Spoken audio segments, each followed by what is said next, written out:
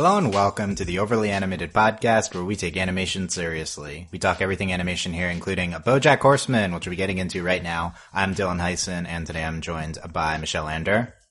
Hello. Sam Quattro. Hi. And Alex Bonilla. Hola. Welcome to our Season 5 BoJack Horseman coverage.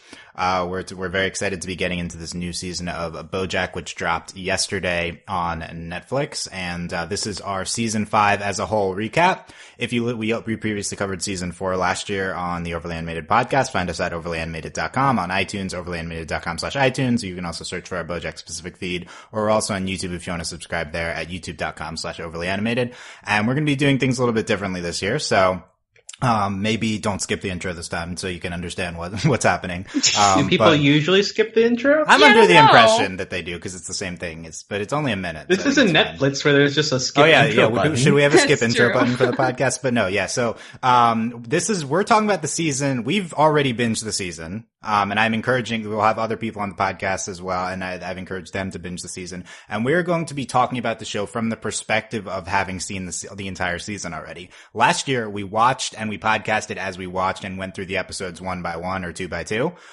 Did we? This season, and that's previously how we've done Netflix. Really, podcasting on Netflix dumps is very hard, and I don't know what the right answer is. We're trying something new this time. We're going to be giving you the entire season 5 recap here, just our broad thoughts on the season as a whole, and then we're going to go back through the season in chunks of 1 to 3 episodes. Having seen it already, we'll have an initial non-spoiler section briefly, much like this podcast. We'll have an initial non-spoiler section, but then we'll talk about it knowing that we've seen it already, and we can say like, oh, this was foreshadowing this. So like rather than speculating about what's to come, it'll be more like, oh, this was foreshadowing as opposed to like this might be foreshadowing. So it's kind of a different perspective on viewing the season and talking about it. And the reason for that is because I think that most of you guys listening probably have seen the season already when you're listening to our podcast. I know there's probably a few of you that do try to listen along with us and watch and listen, watch that shows and listen to podcasts along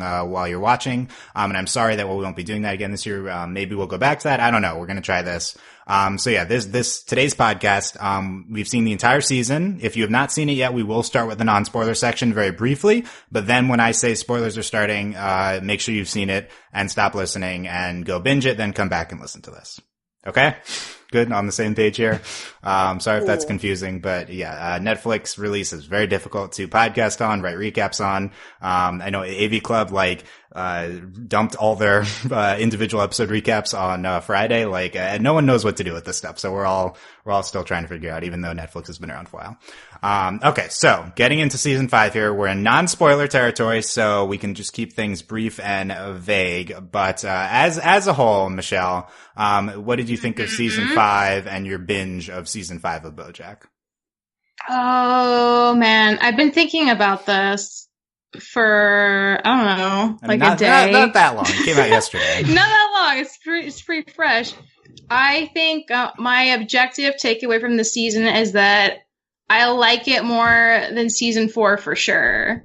And I know, just broadly, because we're not getting spoilers yet, I know, both seasons have had, really standout episodes, have tackled very, very complicated but interesting, important things.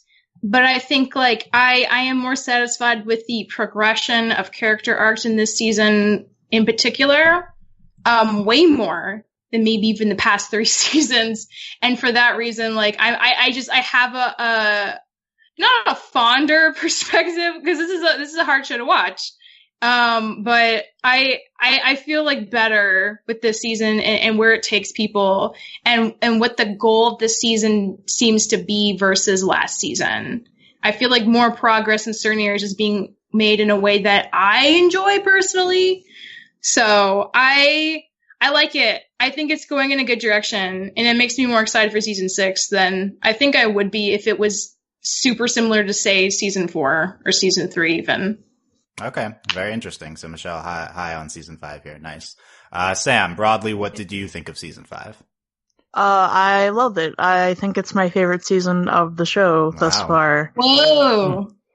I know, very high praise, right? Yeah. I don't know. For me, while the plot wasn't as tight as season 4, I think it was probably the best character season we've gotten. Not just in terms of BoJack, but in terms of like Diane, Todd, Mr. Peanut Butter, Princess Carolyn, etc. And there were moments where it just like worked so well and it didn't drag at all. And given the nature of how BoJack is, the show, there are like episodes in a season that will like miss, but this season was completely like hit, except for one episode, which we'll talk about. But yeah, it worked really well for me. I loved it. Can't wait to see where we're gonna go from here. Great. Wow. That's high praise so far. Alex, will you follow suit with your thoughts on season 5? Not exactly. Wow. Okay. No. I want to hear this. Well, I agree with Sam's sentiment that there are moments in this season that are just as heart-wrenching as moments that we've had in previous seasons. But I also think that this season fails to reach the highs that we've gotten in previous seasons, and that's kind of like what sticks out to me. Like, what are like the best episodes of BoJack Horseman? And like in each season, I feel like there are always like two candidates. But here, there's like only one that really sticks out to me. It's like something that you can definitively put as a top 10 episode. And the rest, it kind of feels meandery. I think Sam mentioned that it doesn't feel as tight as previous seasons. And I think I agree with that as well.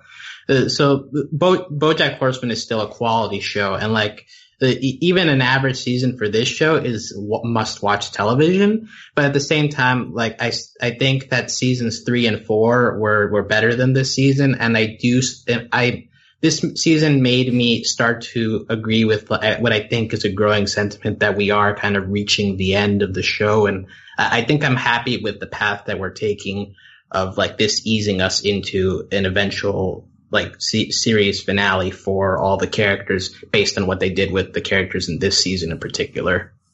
Interesting. Yeah. We'll see on any news of BoJack potentially ending. As of now, definitely nothing. Okay. So Alex, slightly lower on that. I guess I'm more on the Alex side here, but first of all, this is, BoJack season 5 is incredible. BoJack Horseman is one of the best shows in all of television, and this season absolutely lives up to, the show. So this is just, some of the best television we've gotten all year, and getting it all in one day is, just like as jarring as ever. I think that the pros are that this is the most consistent season of BoJack Horseman, ever. Season 3 maybe, but, there was a lot less episodes that I, took not that much away from. Like, there's something, I think, in almost every episode this season that I really enjoyed. A lot more consistent. Another thing is that, the season is a lot more experimental with its narrative structures than any previous season of BoJack, which I love. You listen to previous BoJack podcasts, I am less high on the quote-unquote sitcom-y aspects of the show, the traditional ABC narrative structure that typically most of the episodes fall into of the show, and more the slapsticky elements. But this season, only half of the episodes really even have like an ABC structure. The other half are experimental in some really interesting way. In the middle of the season, you just have episode after episode that has really interesting narrative structures, and I was absolutely loving it.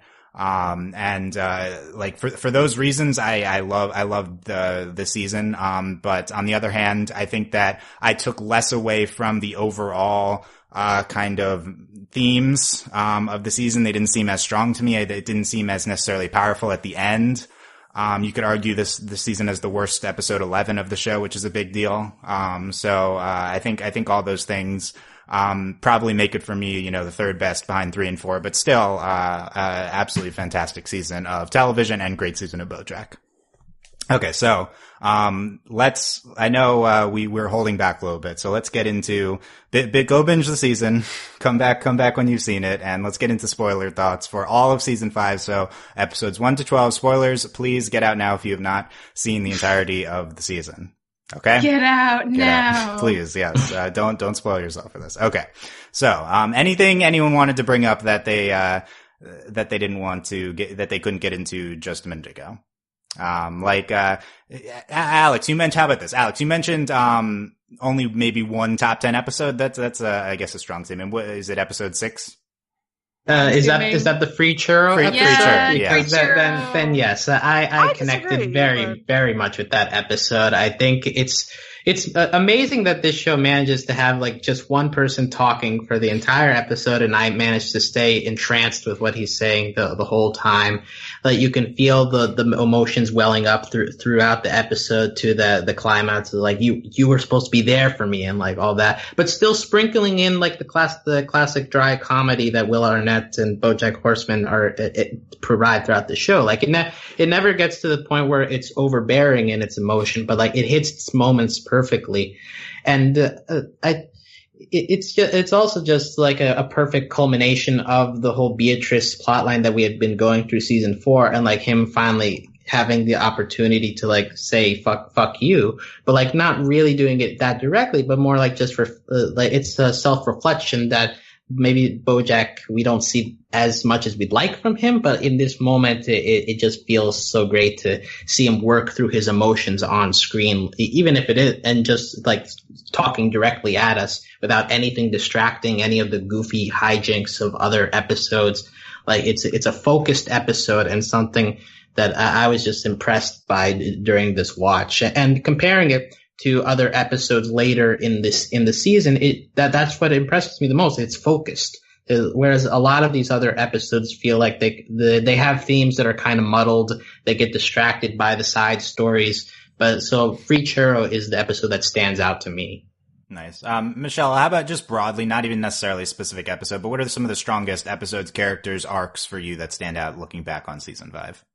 I mean, I kind of agree. I think Sam was the one who also said that in terms of this being a very good character season, I'd have to agree, because like I'd forgotten how important it is for Diane to have like an arc at all, because she's kind of been in the background for so long, or even Mr. Peanut Butter, and certainly Princess Carolyn. And there were moments for each of them to kind of take stock of where they are and what they're doing wrong and what could be better, or at least like seeing problems that have been cycling every season more or less, and seeing it for what it is, like what the problem is, and reflecting on it in a way that seems to imply they may try to change something and do better in the future, which I think we all like want BoJack to do better, but everyone's got their own stuff. And it's as important for them to deal with it as it is for him to deal with his stuff. And that's been like a nice thing to come out of, like, every so often an episode will tackle one of these characters, with the exception of maybe Todd, but we'll get to Todd and his interesting B-plots later. Yeah, Sam, you said you agreed with Michelle on the character aspect. Do you think that that's across the board, everyone had a strong character season? I think so, yeah. Again, maybe Todd's was a little bit more wacky than I personally would have liked. But, everybody had such a great season in terms of, like, you know, arc, especially Diane. Like, I feel like this season was a great Diane season. Because when was the last time Diane had, like, a plot? Maybe, like, season 2? Yeah. So I thought it was great, you know, especially The Dog Days Are Over, which is like, you know, the Diane episode where she goes to Vietnam, and tries to, you know, kind of find herself in the midst of her divorce with Mr. Peanut Butter and moving out of her house and just like trying to figure out where her life is going. I thought that was an amazing episode. Nice. Yeah. But Diane's interesting, guys. I'm gonna need you guys we'll get to her, but I'm not even sure I'd be able to summarize Diane's arc this season in a sentence. So I'll get Michelle and Sam's thoughts on that later. I think Todd and Mr. Peanut Butter, I think it's their best season 5. I think that's like clear in my head. Like I think this season like really called out Mr. Peanut Butter on his shit, and yes. I loved it, and I was living for that. And then Todd, I think, was awesome this season. He had the best kind of Todd zany hijinks. Like it's still Todd, so if you are tepid on Todd, then you're still going to be kind of tepid. Like, but the sex robot, I think, was the best Todd season long gag in the show's history. Maybe not. I don't know. The Halloween store. I remember that's a long time ago. That was really good. But this is, I think, stronger than like Clown Dennis or anything. It was more restrained, which I think was in his favor for the B plots. Yeah, and then also a lot of Todd's arc this season focused on him being asexual, and I thought that was wonderfully handled. And some incredible episodes about that this season. So I really enjoy. Like, this is definitely the most I've liked Todd all show by a lot. And the least I've liked Mr. Peanut Butter, which is good because I don't think you're supposed to like everyone on the show, obviously. Diane, I don't know what to think of Diane, so I'll be interested to see you guys' takes on this. Princess Carolyn, what do we think of her arc this season? She gets the baby in the end. I will just point out that the Amelia Earhart story episode is also great, just because we get that we're going back and forth between her history, like seeing how she became the person that she is today, like also going to today, like she can't turn off the Hollywoodness of her, like going into the hard sell, like even in this something as sensitive as getting a baby, but like just that back and forth, like really does wonders for like how much we know Princess Carolyn's character, and just how much that like that episode fits perfectly with everything we've learned about her thus far, and it just ends up being a great presentation of Princess Carolyn in her fullness. Yeah, it might even be the best Princess Carolyn season just on episode 5 alone because it's so strong. BoJack's arc. So my primary qualms about the season, I think, are going to come down to BoJack's arc here. Because while I thought that it was very strong and there's a lot of really interesting things we have to say about BoJack and characters like BoJack this season, I'm not entirely sure what we did with him at the end of the show.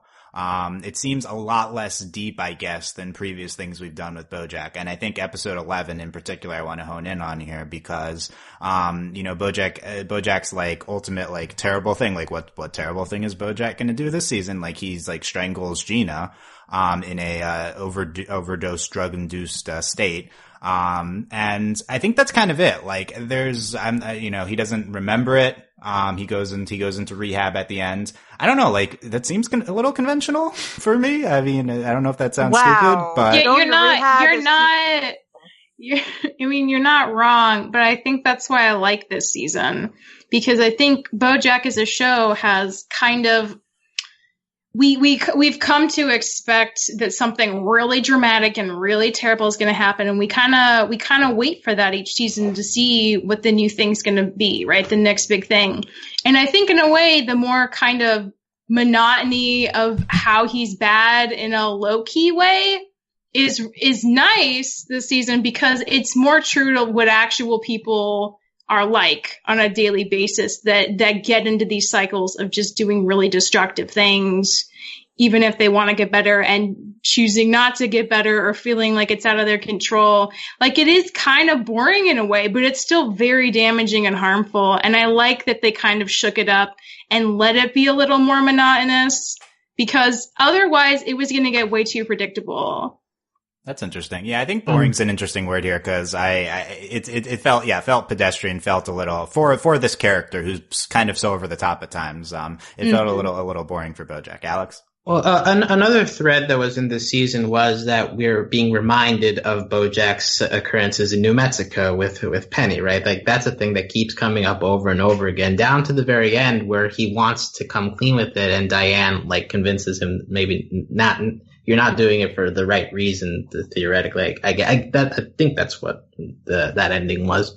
But like, just that part also is intertwined with the whole BoJack trying to convince himself that he can dig himself out of these things on his own, and eventually finally coming to the realization that, okay, he needs to accept help from external sources. So in that sense, it's a little different, but at the same time, I think that especially in episode 11, like, you have that ending of him, like, in the drug-induced haze, like, going up to heaven, but just seeing himself, like, interpreting that as like, okay, well, it's your problems. You can't be blaming other people. But that's a thing that we've already covered in previous seasons. Mm-hmm. So I think that in that sense, like, the episode 11 being one of the weakest episode 11 is probably the biggest part of why the BoJack arc doesn't feel like it concludes as satisfyingly as it has in previous seasons, because it doesn't feel like we learned more about BoJack. But at the very least, we are getting a different action from BoJack in terms of like, okay, he's finally taking himself to rehab. That's a big thing. And you wonder, like, season 6, is it that it actually helps him in some way? Do we open with him just having left rehab and him relapsing? Like, what are the possibilities from there?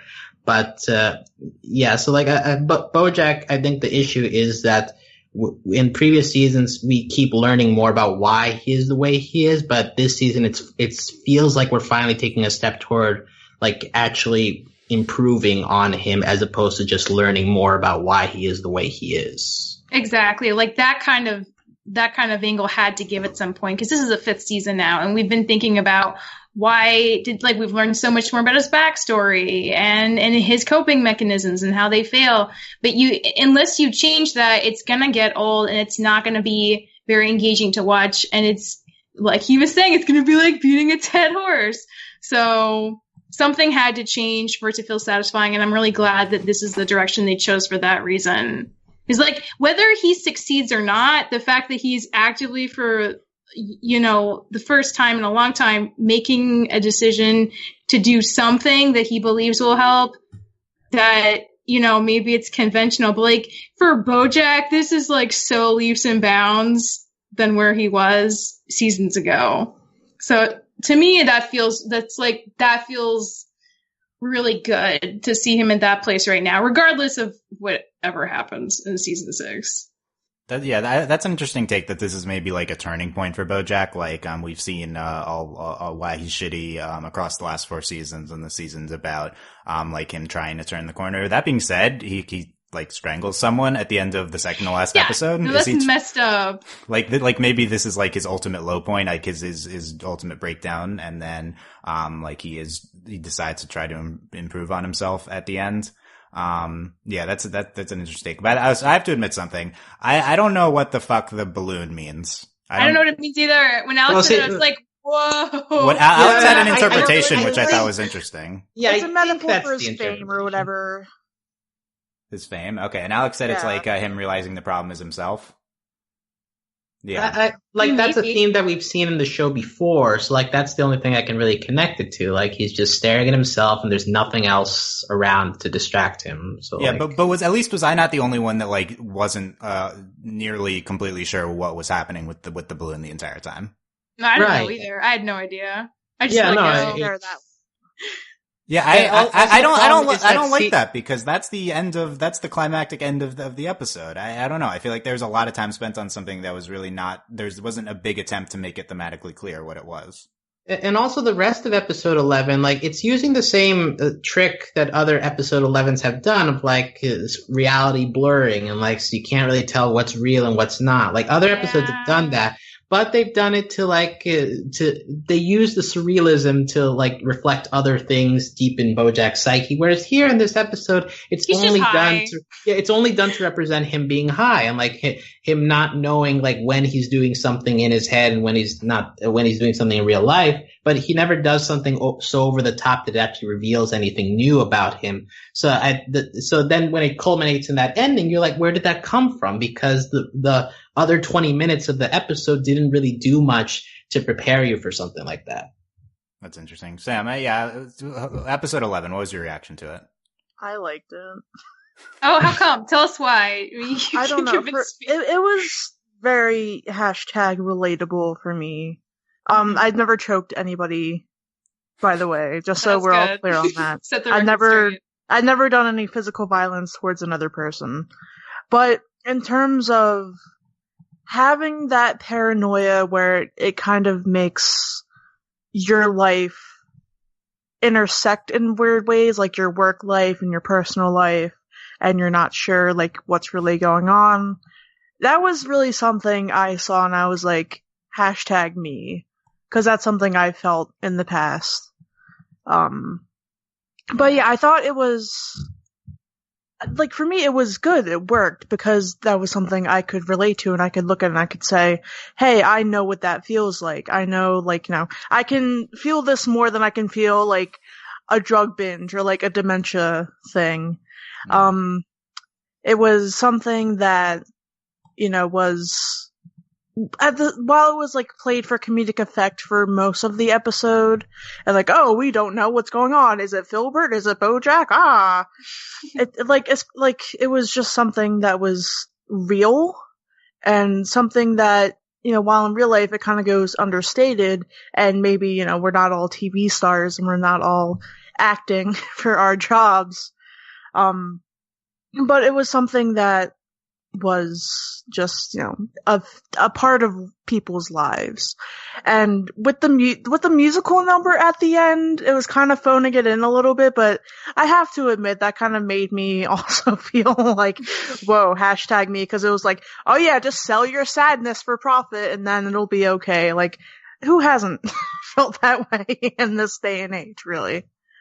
Yeah, I think that's a good point. Yeah, I think that for me, 11 is still one of the best episodes of the season. And I think that musical number specifically is its strongest point. Like, I think that that's like the closest it's getting to achieving the highs of the previous episodes, 11s. And I think the AV Club really loved that episode, maybe called it the best of the season. So there's a lot of people still really digging that one. But I did just the comparison to Time Zero, That's Too Much Man, Escape from LA, and Downer Ending are the previous ones. So that's really tough to live up to. That's like a story history there. But there are other parts of BoJack's arc that I think are like clearly excellent this season. Sam mentioned the blending reality of him on the Filbert set to his own life, and that's something that's built up throughout the entire season that culminates in that episode. And I think that's like done excellently, and it's very clear in that episode what's happening. I think the BoJack's pill addiction is I thought that was also really excellently done. There's a lot of great build up to that to episode 9 or 10 when Hollyhock figures that out, because I think it's not clear to the audience that that's what's happening at first, and then it gets revealed, and then it is clear. And that's it starts with the injury that's set up earlier in the season. I think that's excellent.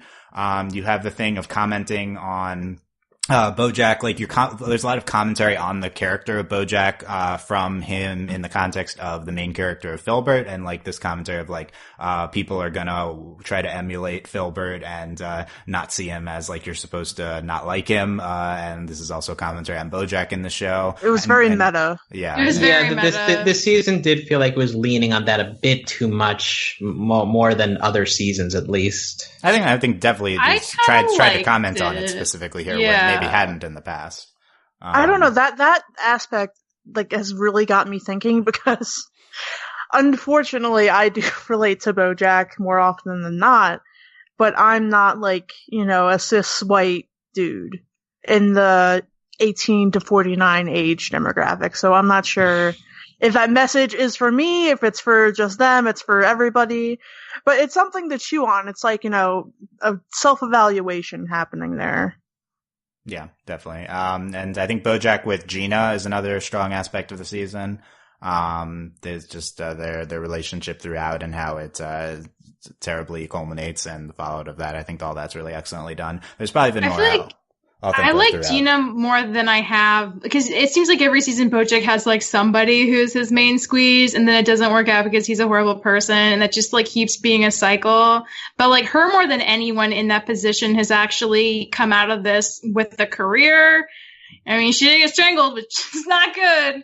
But like she has the potential to go places. Like this didn't totally destroy her and make her life worse the way it has some of his past girlfriends and seasons. And I like that. Even though it did kind of like, oh, here's the season 5 girlfriend he has. Okay. Like, that's what I went into it thinking. Being like, oh no, what's going to happen? I think I know. Like, she's actually going to come out of it kind of better. And that's something. But by the end, I noticed, like, does it feel weird to anyone else that it's finally when BoJack does something to a love interest that he finally takes actions towards bettering himself? I haven't thought about that. Because, like, with Sarah Lynn, like, you would think that that's a more important person in your life, like, that should have moved you. I think that the doctor made a comment to that effect at some point this season. But no, it's the female love interest choking her. Like, that's what makes you come to, like, okay, yeah, now I have a problem. Like, I don't know. That little detail feels a little weird to me. I feel like it's annoying that was maybe the final straw that really propelled him to make that big shift. But I do think this season as a whole was trying to plant him, like, thinking about what he's doing and how it's affecting others. Like, because Diane confronted him episodes before that happened to be like, I know some things about New Mexico. Like, this is literally how messed up your dynamic is, and like all that stuff. So I don't think it was like the only thing. But yeah, you would think he would have attempted to. It's weird that this was the culminating factor for sure. But I don't think it's the only thing that led him to decide to go to rehab in the whole season. Yeah, back to the strangling thing here. I'm still not sure like how we're supposed to react to that, because the show like takes away his agency by having him not remember it. And like clearly it's his fault for ODing and putting himself in that situation. But comparing it to the previous terrible things he's done with the end of season 2 and the end of season 3, like I'm already as mad as BoJack, as mad at BoJack as I possibly could be from those two, like basically as horrible as it gets things. I feel like this is not registering on the radar compared to that. So like is this supposed to be some big catalyst? Is this just like a denouement on his horribleness? Like, oh, it's another thing. I don't know, that it didn't have a huge impact for me, I guess is what I'm saying. Anyone else? Anyone disagree? Well, I agree with you that it's not the same impact, but I maybe it also has something to do with the fact like Sarah Lynn, we'd seen her since season 1. We built up a relationship with her.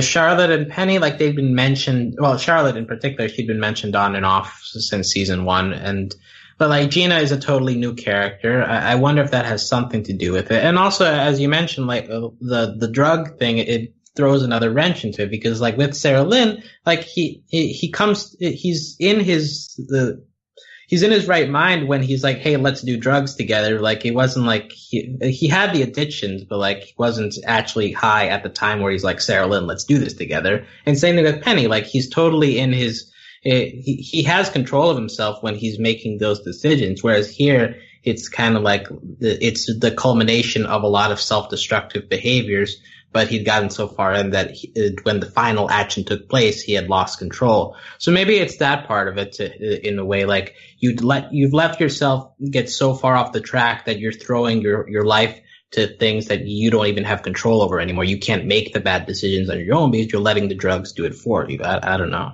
Yeah, I think that's the intent. I think that's kind of, that sounds right. Like that's to what we're going for. I think it's, and if so, maybe it like inherently has less of an impact just based on like what they're trying to portray. It's like it's not as overtly dramatic of a thing. I mean, the strangling did make me feel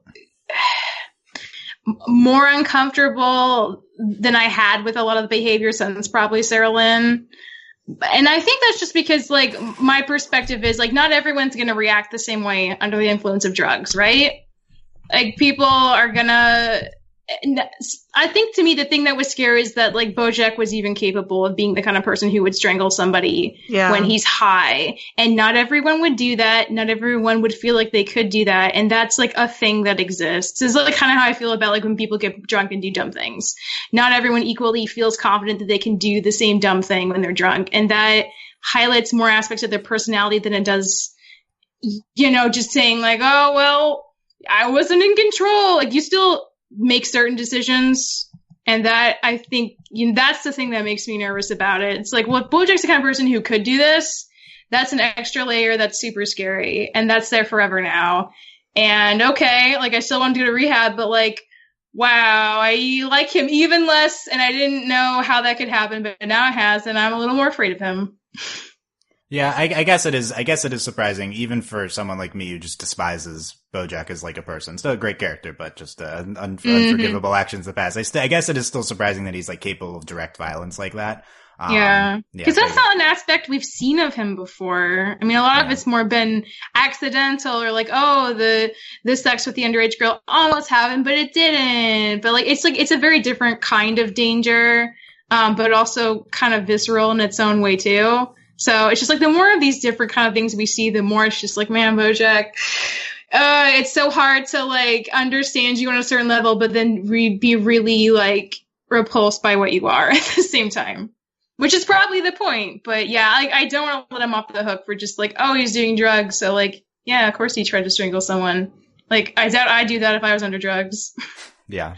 And I think that the thing you said before is like kind of just one of the general main themes of the show, which is BoJack, this terrible person, but we're seeing it from his perspective and seeing him do kind of sympathetic things regardless, and kind of understanding his mindset. And he's been through a lot of the same shit that we have. And yet he's this terrible person. And oh no, we're relating to him and sympathizing with him, but he's this horrible person. And like, that's like makes you feel really bad watching the show. And I think this season really leans into that, especially, even as opposed to past seasons, because, he's he's for most of the season, he does come across even like kinder than he has in the past. Yeah. Like, absolutely. Yeah, like his relationship with Gina makes him look really sympathetic. Like he's holding it together on the set of a show the whole time. He's trying to be better with Diane too. Like there are certain moments when she was kind of coming on to him. He's like, "This is weird.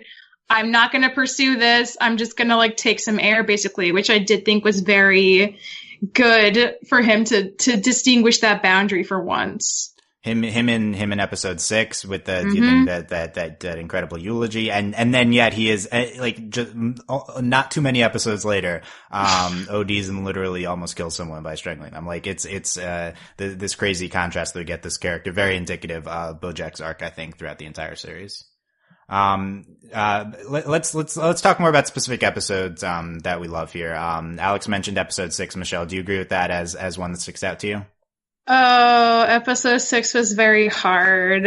I think if this had come out in a different time of my life, I would have been like, oh yeah, it's sad when you have a hard relationship with your parent and they die, and then what do you do with that? But because it came out like a month after my dad died and I had a very complicated relationship with him, I was like, oh boy, I feel very called out, BoJack. Thank you for that. The thing I like about Free Churro is that and the hilarious ending when he realizes that the casket isn't even his mother's casket, it's probably like some like lizard woman who died. He's in the wrong room. Is that it isn't even whoever his mother was at this point, whoever Beatrice like really was, like he'll never know that. It's too objective. Like he only knows the version he saw of her and the version he internalized and interprets. And that's the thing he's like vocally working through with this eulogy. And I feel like BoJack's kind of the sort of person who wouldn't want to think about his mother when he wasn't directly confronted with a reason to because of their bad history. And so this is like the perfect opportunity for him to work through his entire mentality and come to some really intense realizations towards the end, because he like the necessity of doing a funeral demands that of you in a way that your ordinary life you can kind of just slip back into normally. And I love that idea. And I think it's really well handled. I love, like you were saying before, Dylan, that this season more than others has broken format, which is great. It keeps you, I think as a viewer, like you're not so, because when things get too A-plot, B-plot and you're constantly jumping back and forth, you get used to that routine and sometimes it makes you tune out a little. And so I think mixing up the format has helped me stay more engaged as a viewer this season. And this is like, this episode is the epitome of them trying something new. And I think it works really well. I feel like there's a lot of truth to that episode. I definitely related to a lot of things.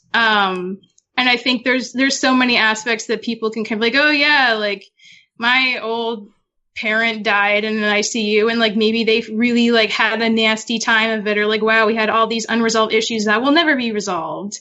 And this is like what I think of them, and maybe that's not fair, but like that's my experience and that's what I have and this is what I'm going to make of it. And that's my decision. Like all that stuff I think it's a nuanced thing in general, but I feel like this episode does a really good job of kind of crystallizing those aspects in a way that the average viewer can really understand and take what they want out of that to make sense for them and what, they respond to.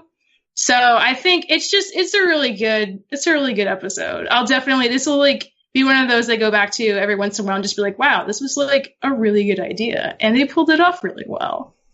Yeah. It's just the concept of it being this single speech shown, and I've never seen this in an episode of animation before, just holding on one character talking the entire time.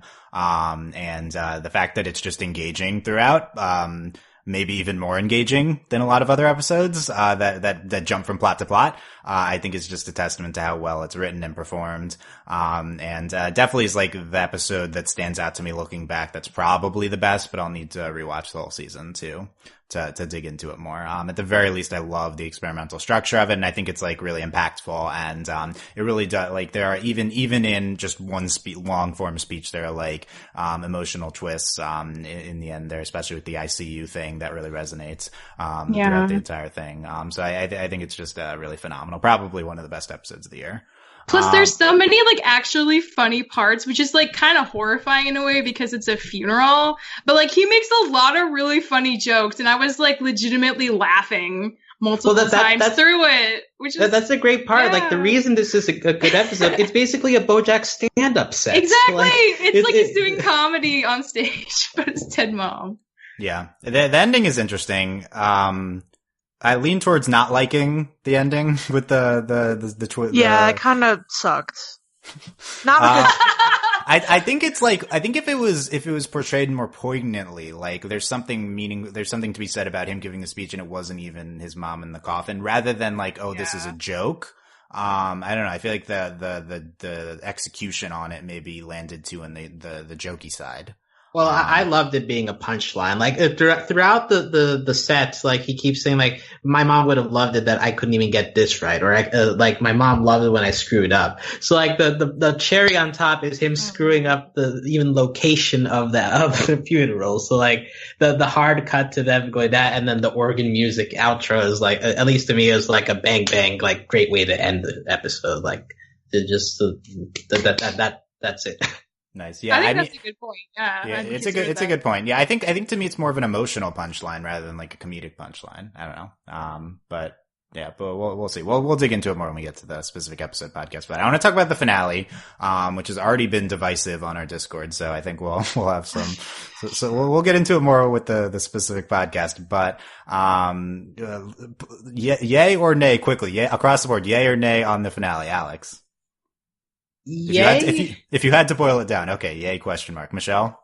Oh, wait, can we go over what happened in the finale? Because like all these episodes, except for a few, bleed together. So you get all the things. The biggest thing is the Henry Fondle Time's Up takedown of him as the CEO of the company. Because of the sexual harassment charges. Okay, I think it's like slightly higher than neutral for the majority, and then the ending's like a big yay. Okay, and you like the ending especially, Sam? Okay, so nay to the Henry Fondle stuff, yay to the BoJack Diane rehab stuff. Okay, yeah, there's quite a few things there too. You also have the Princess Caroline and everything, Mr. Peanut Butter. Yeah, so the main social commentary this season, I think, comes from them getting into Time's Up to whatever extent that the show does. Mainly just in this last episode. There's also the incredible episode 4 with commenting on male feminism with BoJack. Yeah. Which we'll get into that as well. But I feel like for me watching for most of the season, you're like, okay, you'd expect BoJack to definitely talk about Time's Up, like it's literally like the most relevant thing possible to the show, which gets into progressive parts of Hollywood.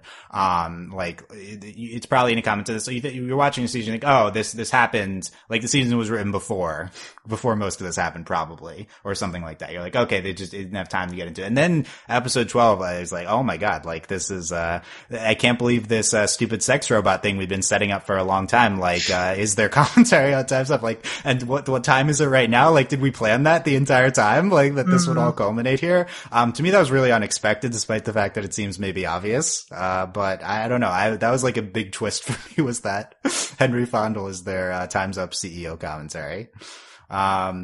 Let's go to Michelle. What was I don't know your thoughts on this yet. So yeah, what do you think of the Henry Fondle stuff in the finale?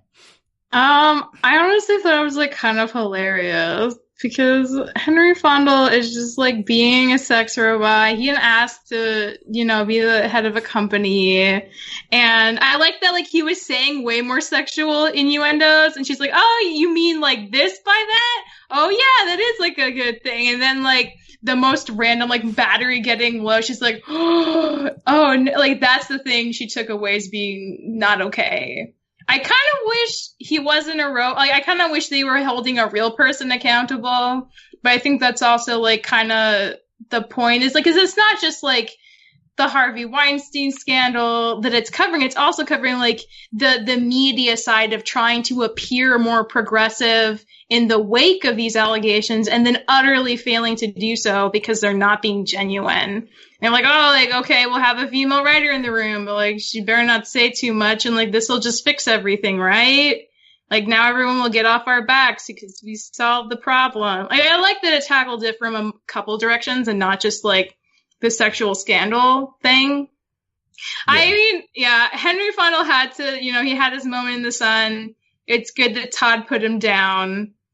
And I also don't understand how Todd keeps doing really well when he doesn't try. But, I mean, good for him, I guess. Yeah, good for him. You're right. You're definitely right that it comments on stuff related to this area throughout the season, and it's definitely not just this moment as well. Okay, Sam, give us the anti-Henry Fonda take. Anti-Henry Fonda. It's not anti-Henry Fonda. Okay, so it's not his fault. No, it's complicated. All right. So my opinion of this upon watching at 5 a.m. the other day, it was I didn't like how they made light of the whole Time's Up thing. I thought it was kind of disrespectful. To oh yeah, this wacky sex robot is the one doing the thing, blah blah blah blah blah. Yeah. And especially in comparison to what BoJack just did the previous episode with strangling Gina, and how it's going back and forth in this episode with the media side of trying to downplay the strangling thing, and we still have Henry Fonda over here. I didn't think that played well at all. I thought that was a really not good tonal shift, and I didn't see why we needed the Henry Fonda stuff when we had the BoJack stuff, but I digress.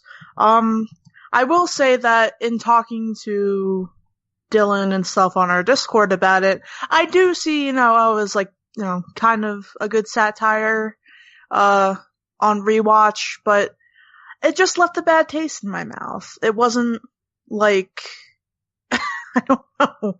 It was just it's just like what you said, Michelle. I want a real person that we can hold accountable for this kind of stuff. Mm-hmm. And not just this sex robot that Todd built on a whim.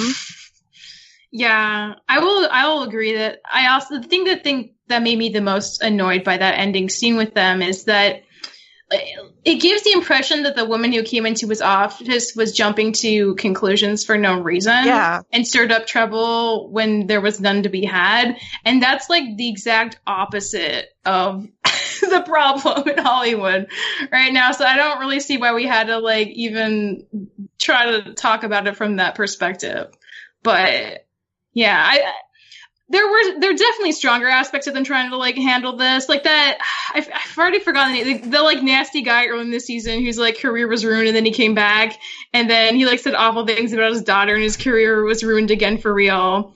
And then he came back again for Filbert, and then he did a dumb thing, and then it was really I liked that because it was an actual person. It speaks a lot to the culture of white men are kind of untouchable, and nothing's really forever no matter what you do, unless maybe you murder somebody, then you'll go to jail. Anything short of that, we'll just give it a year or two and come back. I liked that. It felt a lot more yes, this is very much happening right now, and this is exactly why it's so obnoxious, and we should satirize it and point fingers at how insane it is that this is really happening. Whereas the Henry Fonda thing, it was more gaggy and goofy, but then when it became a weird thing where it's she's making stuff up, I did not appreciate that. I think it could have been handled better. But yeah, I do give them props for the other stuff, but that in isolation wasn't the best. I totally agree. All right. Alex, what's your take on all this in the finale? Yeah, my general take is that, as has been mentioned, BoJack the Feminist has a message. It has commentary that it's doing on the topic of feminism, of how Hollywood handles the people who are embroiled in these scandals. Whereas the Henry Fonda plotline is almost primarily comedy. It doesn't feel like it's making a commentary on anything. And so because I would agree with Sam that it's going so over the top wacky that it kind of feels like it's losing the point of the movement, or at least it doesn't feel like it's commenting as meaningfully on it as it could have, especially demonstrated by what they just did in episode 4. Yeah. So first I think the episode 4 thing, I think that's a different commentary. I think that's commenting on a Mel Gibson type figure. Yeah. Whereas, for sure. This is episode 12 is a specific Time's Up commentary. So like, I think they're trying to do different things. So personally, I loved everything with Henry Fonda in the finale. I think it is the funniest part of the entire season and maybe the best gag in the entire show. Like that good. Like I was dying the first time watching this. It's just the culmination of all of this, like with the progressive themes of the show and like Todd being asexual and therefore he makes this like, stupid like sex robot. Like his view on like how sexual people have sex, and then like it's the CEO of the company that came in last season, and like it's because of Todd Hijinks is instituted as the CEO of the company, and then all of that culminates in their giant commentary on this massive Hollywood progressive movement, which is what the show absolutely would be commenting on. Like just the culmination of all that, like is I think is one of the most successful things the show has done comedically. Like so on that level, I was absolutely loving it, and I also think it is, I think it is specifically commenting on Time's Up in a number of like really interesting and ways, and it's doing it in a BoJack way. It's doing it in a really slapsticky, almost disrespectful type way, but I think this is like always what BoJack the show does. And I think it's valid to not like that aspect of the show and also still like the show. That's completely valid.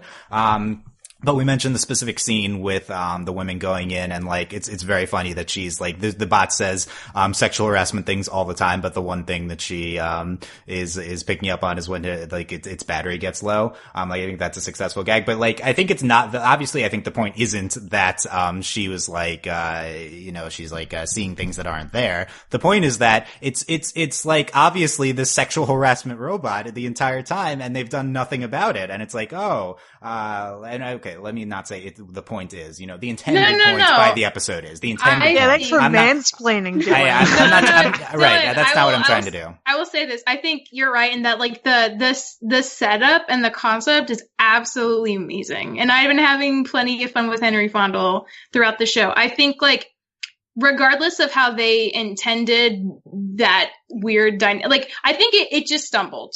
Right at the end, like when they're trying to tie up this thing, it happened to do maybe the opposite of what they were trying to give off and just be like, oh, like, isn't it crazy that, yeah, he has been saying like sexual harassment things the whole time. And they're like, oh, that's brilliant. That's a brilliant marketing plan. Like, yes, like that is legitimately funny. But I think like, because they brought in like this kind of like too close to home situation where this woman is reporting on the robot for saying things and taking out of context, like, it reads bad, like regardless of the intention, it reads bad, but like the rest of the concept is still really great. I think both those things can be true. Yeah, definitely both can be true. But yeah, my interpretation of the intended point of the show is that this is like a giant parody on the fact that the males in power in Hollywood obviously terrible, and like nobody's seeing it, and or like like it's an accepted thing, and yet when it's called out like this, like I think like that's like clearly what we're doing, and I think that's all incredible. And I also think that the episode makes specific commentary on things that is also really good. The moment when it's like, this is a great day for women at the company, many of whom are leaving. Yeah. And just other moments, as well throughout. Like, I think it also gets like the specific messages as well of like even when we're calling these people out, it still is having like, it's still like a really culture of sexism there. And obviously the moment where the guy of the giant mega corporation wants to hire him back immediately. I think that's another specific commentary that they're executing on. So yeah, I can totally see why this is like, why this could be interpreted as disrespectful, and I would see that as well. I personally don't love that BoJack goes slapsticky in like meaningful moments like this. I think it like, you can compare this to the, Todd asexual stuff in episode 3, in that plotline. That is like the most zany over the top one. And there's some incredible, Todd being asexual moments in that episode, and, they're surrounded by, slapsticky type of humor. I think this is par for the course with BoJack Horseman. Like I think this is like always what the show does. It definitely comes up a few times this season. I would prefer if it didn't do it, but I still think it can be successful in those moments. I think it's just like a style thing. Yeah. I don't know. We can, Alex, what do you think of that? Do you agree that the show has always done this type of thing? I think I would agree that that's kind of a thing it's always done, but I also feel like it's been more successful in previous seasons. Or like in this season, they have moments where it hits. Like BoJack the Feminist, once again, like that's an episode that has its message focused, but it still manages to be funny. Like it still manages to like put the people in weird BoJackian situations, but still get its message across in a way that makes sense. Whereas like stuff like Planned Obsolescence or Stop Show, like it feels like they're edging closer and closer to the line where like it's so over the top that like the message just feels like it gets buried, whatever message they're going for, or like they want to put so much focus on the jokes or the physical humor of it that you kind of lose like what the dialogue is talking about. So I think that's a line that BoJack in the past has been able to walk very well, but just in this season, it definitely feels like there were moments that they kind of just went a little overboard. They're still fine episodes compared to like the rest of television, but compared to what BoJack has been able to do in the past, I think that's why maybe we're a little more disappointed than usual, because I feel like even season 4 episodes, like with the peanut butter running for politics, like there are messages about politics in those episodes sandwiched in the peanut butter hijinks, but I think that those episodes managed that better than whatever season 5 was trying to do in these episodes. I don't know. I kind of like disagree entirely. For whatever reason, like the things it was tackling this season, I was like so much more on board with and thought worked more successfully. I feel like that one moment between the robot and the woman in the office was like unfortunate and will color my experience with it. But like everything else was hitting so well for me. And I appreciate that because it hasn't always been the case for that to balance out as well, as I feel like a lot of the things they were intending to point fingers at, I think hit really, really, really well this season. And it was pretty consistent in doing that. So yeah, I kind of like feel like I like this season more for that reason.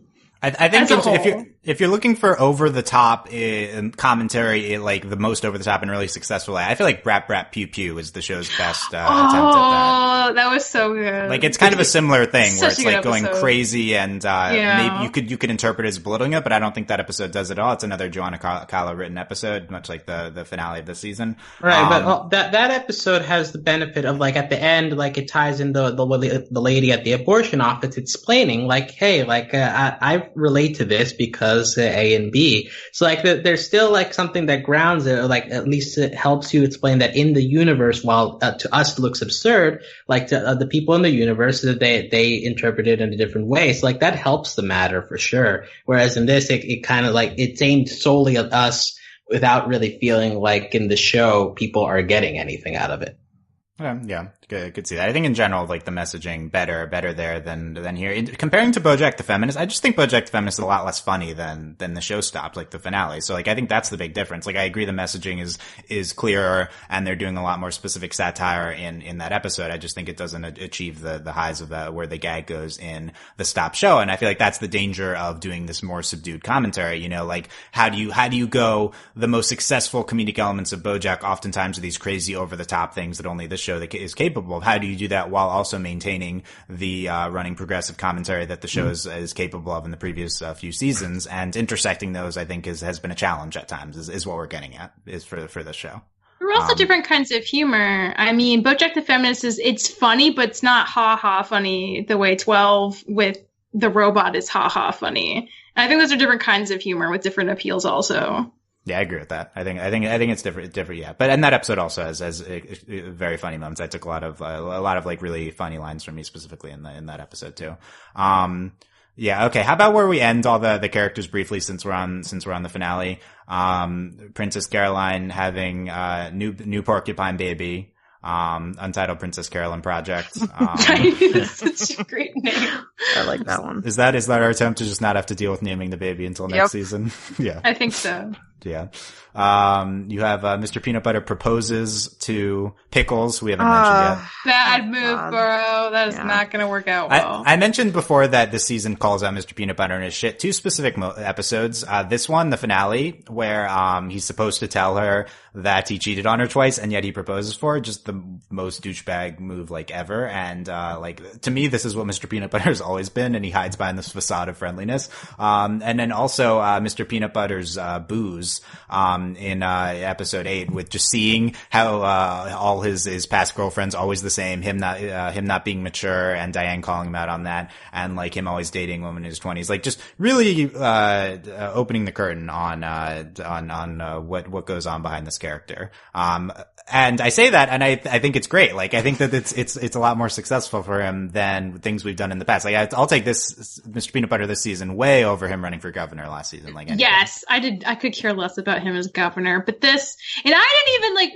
I feel like the episode, like midway through, you get this sense of like, oh man, these girls used to be so fun. Why aren't they fun anymore? What's wrong with them? He doesn't say what's wrong with them, but you're kind of like, yeah, like, what's wrong with them? Like, what happened to them? And then Diane just, like, flips it around. She's like, no. They're just really young and they outgrew you. And that's normal. And that's the real problem. You find someone your own age or you need to grow up. And it was like, oh my God, that's right. That's what the problem's been. But, like, I didn't even know what the problem was. And yeah, I was doing the thing where I was like blaming the relationship, like, oh yeah, why aren't they fun anymore? What happened to them? Why are they so cynical? And it's like, no, they're just getting older, which is totally normal. There's nothing wrong with them.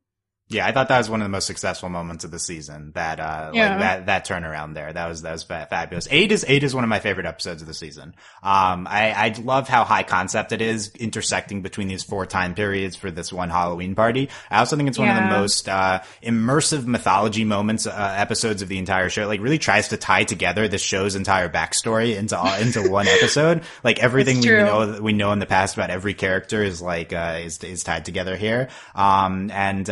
It also has like these gags in each of the 4 periods that I think are like really excellently presented.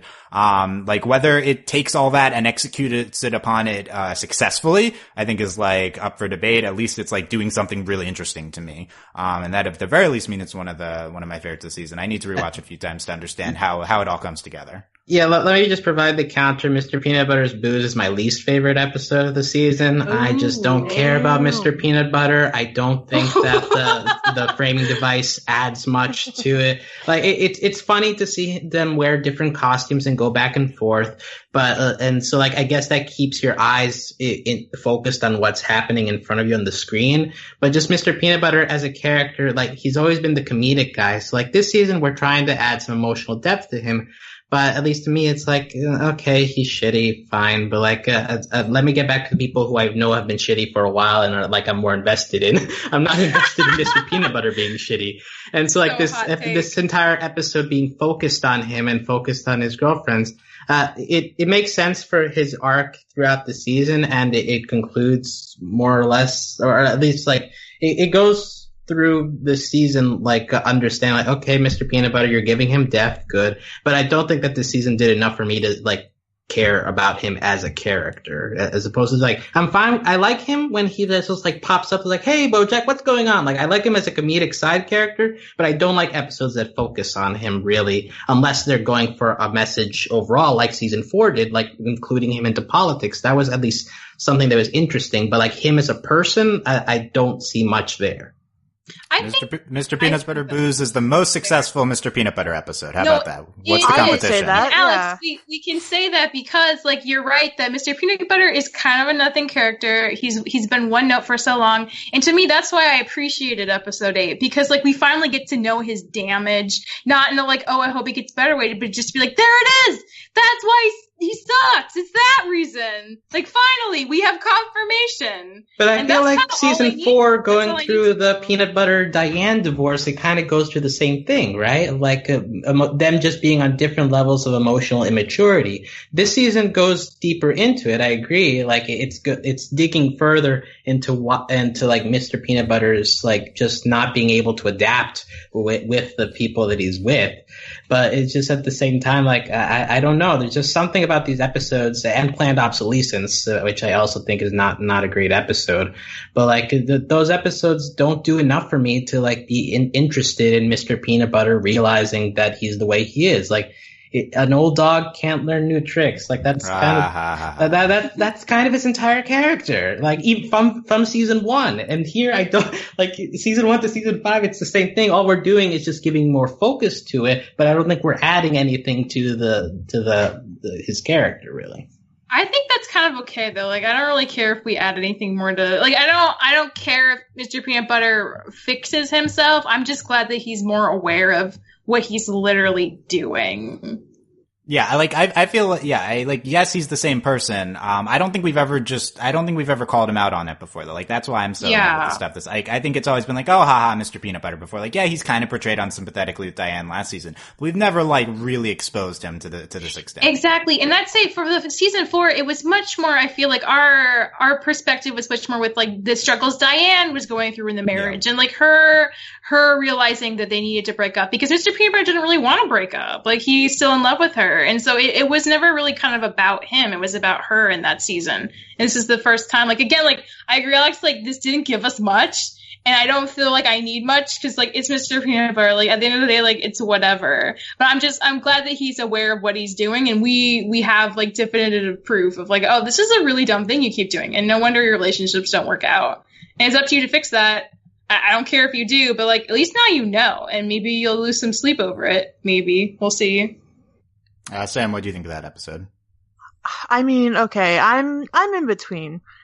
Because while I am not the biggest Mr. Peanut Butter fan like Alex, and it's, looking at my rankings, it's like the third from last, which isn't a bad thing. I mean, it was still a good episode.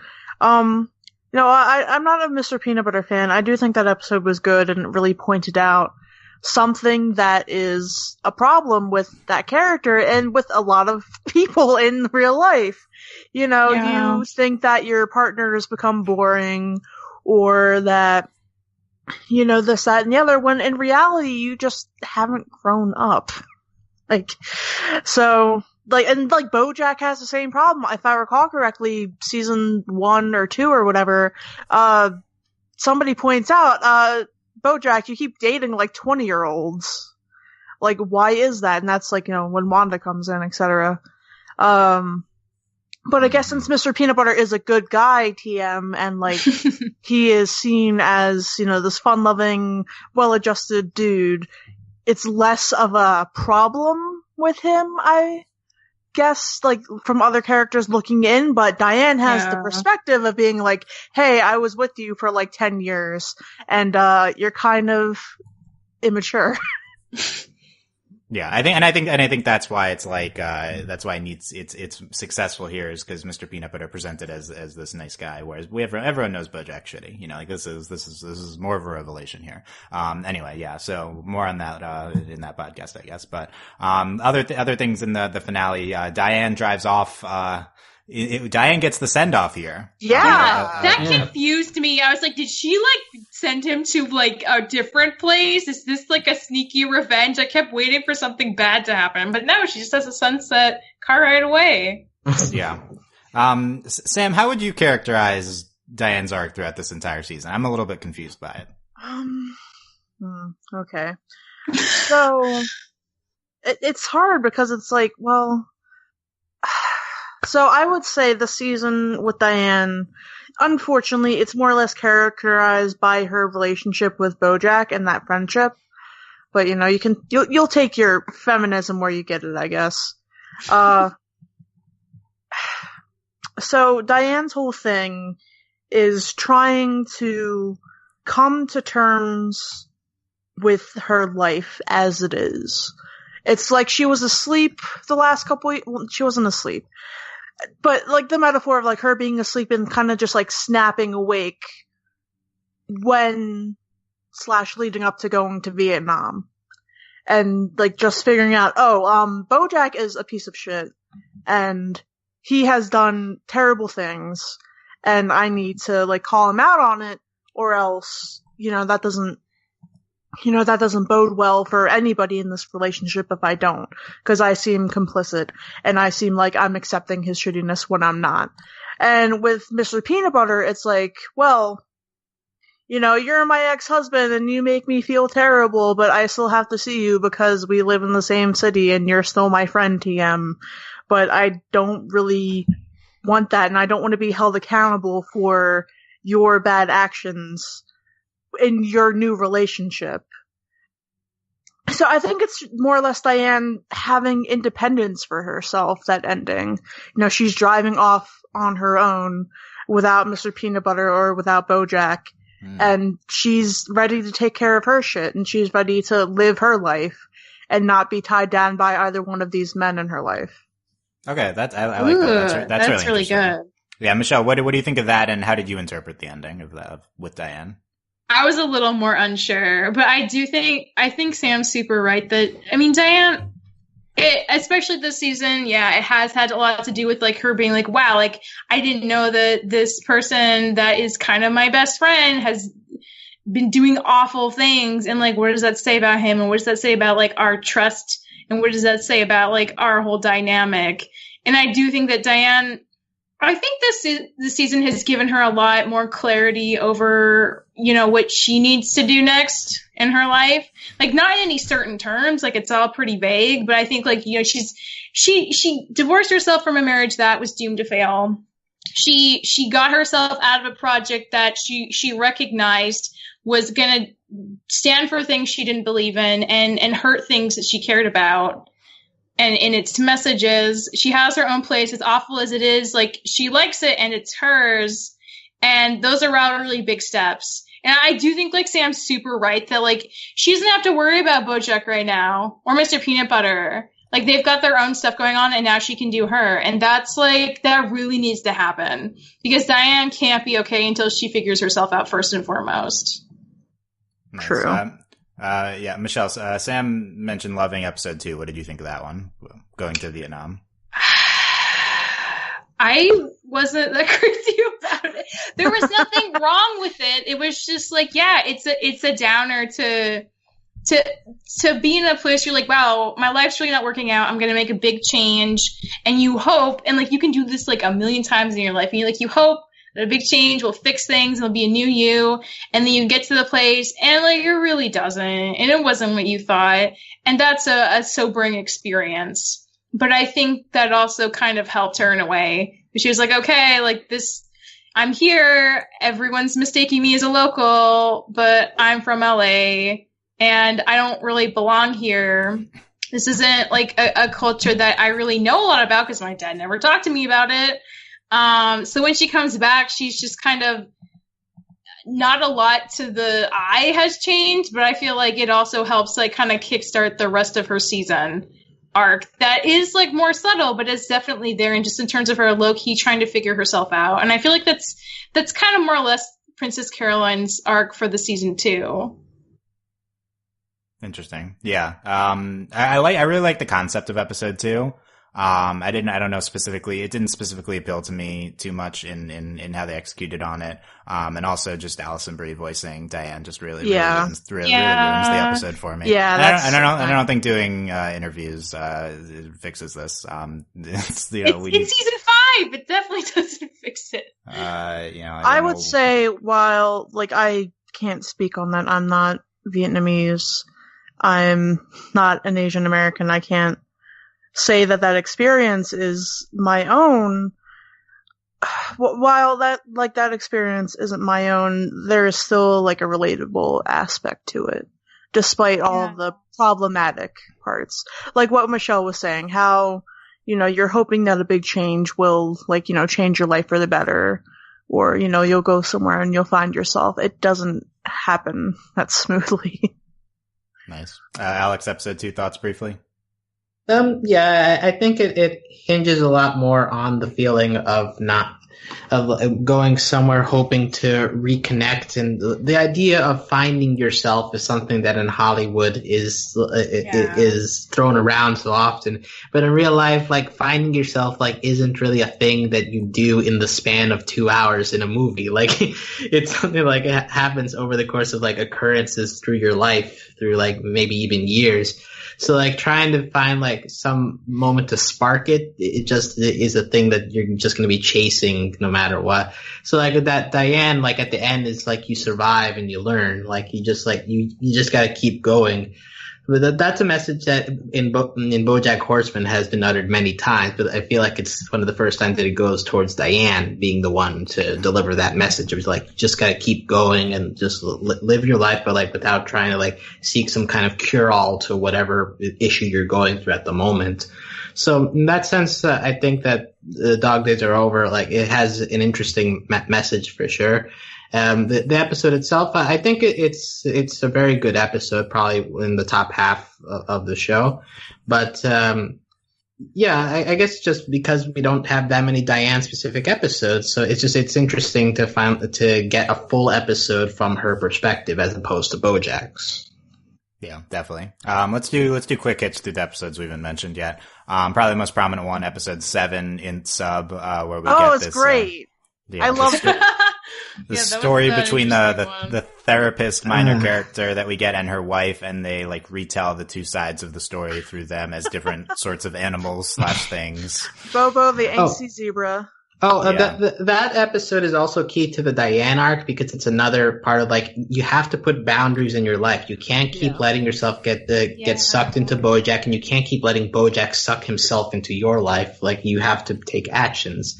Like in that episode, it's kind of like the origin of that part of her arc, and that completes itself in the finale, where it's like, fine, I'm dropping you off of rehab, and I'm just out. Like I'm not gonna like stay around to hang out with you. So, like, int sub is also important to the Diane arc in that respect. Nice. Sam, you love this one? I do. I really love just the retelling the stories with, like, not BoJack, Bobo, the angsty zebra, and Princess Diana, and I don't fucking remember. It was, like, Princess Caroline was like, the ball of... she's got gas or something. Her design was amazing. Yeah. And then Todd was, like, the hand prince or whatever, and his face was a hand. It was great. I really love that framing device. Yeah. I don't know. That just kind of feels true to life almost. Because when you're trying to like relay a story to someone, you're like, like what personal details should I change about this person so that I don't know who I'm talking about, even though they'll never meet this person in real life probably. But yeah, I love that aspect of it. I love the how important it was to the Diane arc, I guess, and the whole therapy thing, I think, was really interesting. I don't agree with Diane's therapist for dropping her. I think that was a bad idea, but I'm not a therapist, so I can't say one way or the other if I would do that. But I think BoJack going to therapy would be a good thing for him. But he doesn't. And he thinks therapy is a sham, which is unfortunate, but it's the way life is sometimes, I guess. And maybe he will next season now that he's in rehab. Maybe he comes back. Yeah. I love this episode. This is one of the best for me of the season. I think this is my interpretation of a lot of the intent of the entire season was the writers' room really wanting to try different things than the ABC structure, as mentioned, than they've been doing previous seasons. They lampshade the B plot in this. Right. They fully say A and they explain A and B plots is it this episode? In one of these episodes? Yeah. That's it. And I think this episode specifically is like, oh, we could do an A and B plot and we're going to do it in a different way because we don't just want to do an A and a B plot. So they have the two separate stories. Like, to me, that's probably the how it originated, was like, we're trying to do all these episodes in different ways other than our traditional structure. Because it really just stands out how many diverge from that structure. And I think it's really successful. I think it's a really unique way of telling it. I think the when they intersect is successful, and through their conversation at dinner, and then they step off of it, I think at the end, which I think is probably good, and also just really great queer representation too. Yeah. With the dinner scene. It really made me hangry for some string cheese. Which luckily I had some in my fridge, so I did have some. That's good. That's good, yeah. Todd didn't accidentally put yours in his coat pocket. No. Yeah. How would you get that? It would start to smell, wouldn't it? Or melt. I don't know. Isn't string cheese pretty manufactured, like American cheese? Like, okay. We don't need to. It's too late in the podcast to dig into that. Okay. I just want to say also with Insub that what sticks out to me is the ending of that episode, where like Diane is just like goes so into rage that he incorporates Charlotte's story into the show, and like BoJack is like the process of him realizing like that somebody else knows and is like using it against him, like that little sequence at the end was just very like, whoa, like this is the first BoJack hard moment of the season, at least. Well, I guess Free Churro happened before that, but like that was a BoJack Horseman moment of like, okay, shit's getting real. Yeah, I forgot about that. That scene's incredible at the end of the episode, yeah. And related to that, episode 10, I think one of the best moments of the season is BoJack and Diane's argument. Towards the end of the episode. Yeah, I don't even know. The rest of the episode, I guess, is the premiere of the show. And the popsicle men. I like that was a good gag. I liked it. Nice, yeah. I just that very powerful and and also like that argument. That episode is the whole like, hey, BoJack is a character that it's bad, but like you relate to him, so hey, it's a good that was show. that episode. Yeah. Like that was when they really got into that. Yeah. Episode 5, Amelia Earhart's Crew. We've talked a little bit about it, Sam. I love that episode. It really got me in my heart. Princess Carolyn's relationship to her mother is very reminiscent of my own relationship to my mother.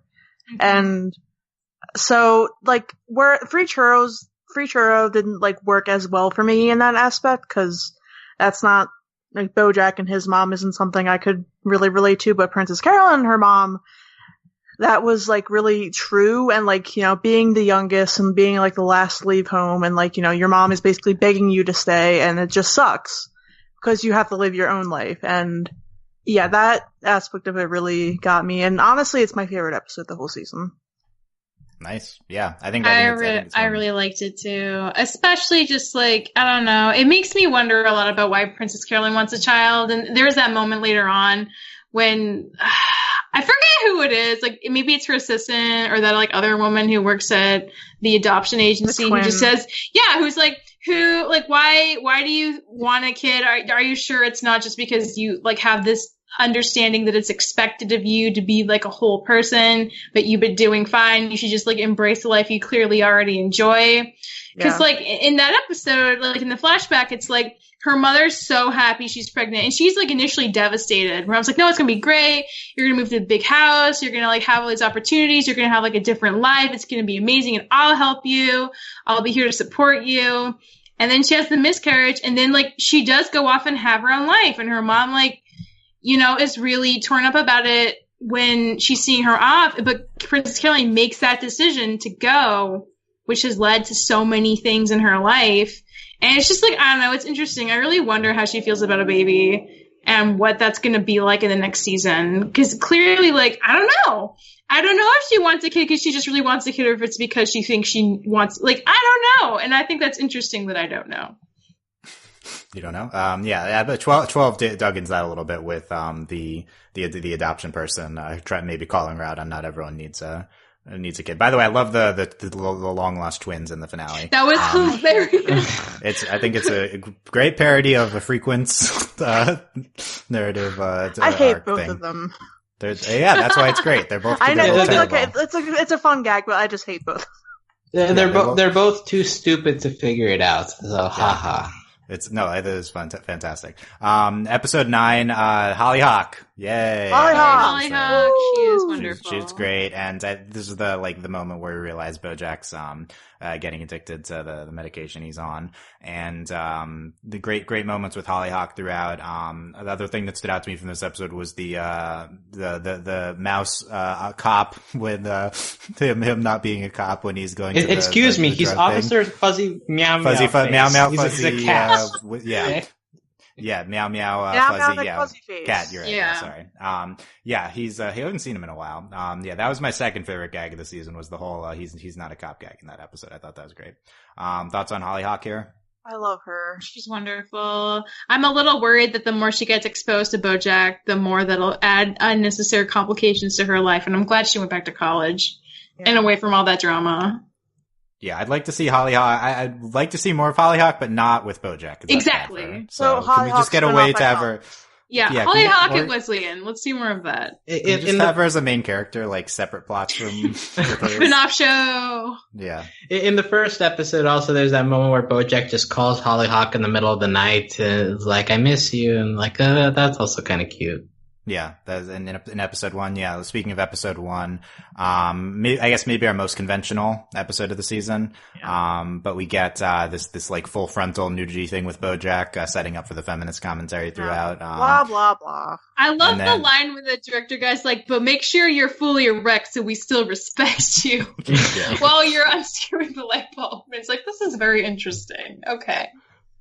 Yeah, well, I think there's a lot of great moments with Rami Malek's character throughout the season. He turns into like a clear douchebag, but I think he's a good character here. Yeah, he has good moments. Yeah.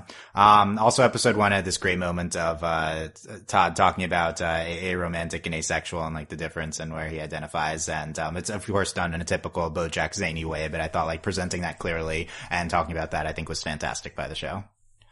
Yeah. Speaking of which, episode 3 gets into that a lot, and I feel like we've had the negative parts of that expressed in episode 3, like too zany, too nonsensical, but like, I get this. For me, 3, I liked more than 1 and 2, because, of the Todd asexual plot stuff in this episode. There's so many, like, fantastic moments with him and Yolanda, and, them talking about all of this. So, like, even if the vehicle is, like, of course, if the show is getting into Todd being asexual, they're gonna have, like, Yolanda's family being these sex-crazed people. Like, it's the most BoJack thing to do, I feel like. And, I thought it was, like, moderately successful, but more so it's, like, a vehicle for the discussions that they had throughout the episode, which I thought were fantastic. That's fair, but I just want to highlight, I think Light Bulb Scene handles it much better than Planned Obsolescence. I mean, that's like one moment, and that's great too. And also I want to say 3 is, like, maybe the most prominent, asexual, like, plot line in TV history. I don't know. Are there other shows I'm not aware of? I've never heard of the fact that it's so prominent in the A plot, or as I don't know if it's the A plot of this episode, is like fantastic. It's amazing. BoJack the Feminist we talked about a little bit already, but just the Mel Gibson type figure takedown, the commentary that we get into, just BoJack himself, like, oh, by the way, and BoJack the Feminist, also BoJack's like, choking women is bad, like that's his whole thing in that episode, and then you don't even realize that that's going to be the thing later. He also wears a "Feminism is Bae" t-shirt. Yeah, does he really? I didn't know. Does, yeah. There's so many good lines with so many good lines with Diane and BoJack talking about male feminism. It's fantastic. Yeah, Diane's whole thing in that episode was very hard hitting, I would say, especially in terms of where we are in this world of podcasting. I'll put it like that. There we go. Mm-hmm. Yeah, I agree. Are we talking about me? But yeah. No, I'm talking about like how, like, Diane has a line where it's like, it's sad that Flip's TV show will like have tens of millions of more viewers than anything I will ever write. And just Diane and Anna talking about, how, the female friend of the guy who fucks up all the time always seems like complicit and culpable whenever they fuck up. And it sucks. Yeah. And it all just sucks. And Diane brings up a good line where, like, people are just gonna call her a dumb slunt. Like dude bros will call me a dumb slunt if I cover this, blah, blah, blah, which happens. Like, literally, we've gotten reviews from the BoJack feed after that. Yep, from these people. So. And then all the way on the other side with BoJack, like, he can be called feminist just for stating the obvious. So, like, exactly. His words have so much more credit than any, and they keep like taking words out of Diane's mouth in particular, and everyone is so excited about it once like a man says it. Yeah, this is a good point. In podcast reviews, Sam and I say a similar thing. Sam gets hate reviews and I get nothing. So, this is direct. We've seen this directly happening. So good job, show, for pointing that out. Yeah. I found the commentary throughout that episode really on point. It was fantastic. I still love you, Dylan. You're not a bad person, and I love you. Thank you. Gotta clear the air. Anything else throughout I think we talked about every episode. Good. Mm-hmm. This episode introduces back Anna Spanakopita. I honestly was not expecting her at all to return, so that was kind of a surprise when she just pops up in Diane's car to bring up the tape. Breaks into her car. Like that was a plot throughout the season with the tape and Diane knowing about New Mexico. Anna Spanakopita, she was more of just a narrative vehicle. I don't think she was really utilized in any specific character way, although I do like that character. Yeah, she was just breaking into the Prius. Yeah, get a lot of good Prius commentary throughout the season. I think I was in a Prius yesterday. Wow. You think, but you're not sure. Okay, final thoughts here on season 5, but of course we will have more thoughts throughout. So, Michelle, any wrap-up thoughts on this discussion? I still like it as much as I did before. I still feel, I just feel more satisfied on a character level. And that's like my main thing with any show. So I think it's a good season. I'm happy things are changing. I'm glad people are actually having developments in progress. Hopefully it's not all for nothing because that's happened before. But I am cautiously optimistic about season 6. And I think this was a good season. Nice. Sam? Yeah, I love that it was my favorite season of BoJack thus far.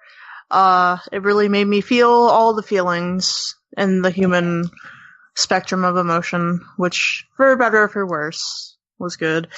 I don't know, like, I'm gonna have to muse more about Diane and, like, her stuff after I said that thing earlier, because that just, like, came out and I was like, that's actually... She's trying to find herself. So, yeah, I am also cautiously optimistic for season 6 if/when it'll happen. Nice. Yeah. Alex? Yeah, I think we've covered in this episode that comedy covers a large variety of tastes, right? And I think BoJack does wonders in like appealing to many of the different corners. Like if something's funny to one person, it might not be funny to the other, but then BoJack finds a way to be funny to that person as well. So like BoJack just manages to be because of its experimentalness and its willingness to like try different things and like be zany sometimes and then be serious sometimes. And never losing sight of the fact that like it is an emotional show at heart. That's a lot of what many of its viewers, myself included, connect to. It's never lost that throughout all these seasons. And so in the end, BoJack is still a very impressive television show in that it's able to both make me laugh and make me feel things very deep down and be very introspective about my life in the past and how it is today. So yeah, but BoJack season 5, it's working towards a very high standard that the show itself has set, but it's still a must-watch television. Yes. BoJack Horseman, still really good TV. Those are my final thoughts. Okay. So we will be diving even more into these episodes, as we're going here. So make sure you're subscribed to us, on iTunes. Find our BoJack feed, search for on whatever podcast app, search for Overly Animated BoJack Horseman. We're also on YouTube. We cross-post all our podcasts there. You can go to youtube.com/overlyanimated or listen to our website, overlyanimated.com. Subscribe to not miss these, future BoJack discussions. Let us know what you thought of the season. Or whole comments on our website or on YouTube if you're listening there. We have a BoJack, channel. We have a spoiler channel up currently too, and our Discord, overlyanimated.com/Discord, if you want to talk with us about BoJack there. And support us via Patreon at patreon.com/overlyanimated. Thank you very much to all of our current patrons, especially our patron of the podcast, Michael, A.K. Wazowski, and thanks as always to our patron executive producers, John Ryan, Steve, Alex, and Hugh. Check out other stuff at overlyanimated.com. Also, Dragon Prince release weekend. Netflix just doing a bunch of stuff. Yeah, Netflix released a lot of stuff yesterday. Yeah, I don't know if it's just there's more stuff applicable to like American Vandal, right, and like even more than Norm Macdonald. Like, I don't know if they just happened to release a ton of stuff this weekend. Well, or it's the fall, and like fall TV has always been a thing. So yeah, is that even but does Netflix follow that? I guess so. Apparently now they do. Yeah, I mean they're also making like Oscar movies. I think they're just becoming the same thing as the rest of the industry. Oh God, yeah, great, good. Thanks for bringing that up. Roma is coming soon, guys. We mentioned Netflix specifically this season. Was that the first time? Yeah, they did. I think so. Yeah. Wait, did we mention it where? Yeah, there's one. I forget the line. They said because what time is it right now is meant to be a parody of Netflix. Right, one time is it now is also a Netflix parody. We also, I think, but specifically they literally said Netflix. Yeah, so that was interesting. But what time is it right now? Pivoted away from content. Will that be an omen for Netflix? We'll see.